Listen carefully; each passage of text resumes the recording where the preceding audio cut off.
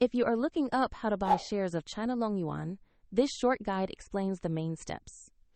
China Longyuan is a large Chinese wind power company listed on the HKEX under the ticker 0916. HK.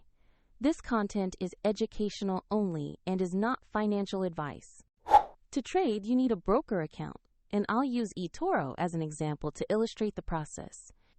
After registering, you will need to verify your account, usually by uploading an identity document, and then add funds before you can place a trade. Use the platform search bar and enter the ticker 0916 HK to find China Longyuan. Make sure you select the HKEX listing that matches the company name and ticker. On the asset page, you can read basic company information and view the price chart for recent trading. Confirm the displayed name and ticker to ensure this is the correct China Longyuan listing. To invest, click the Buy or Trade button, enter the monetary amount or number of shares you want, then carefully review the order details before confirming. If the market is closed, the order may be scheduled for the next session, and if your balance is insufficient, the platform will prompt you to add funds before the trade completes. Your open position will appear in your portfolio, where you can monitor it over time.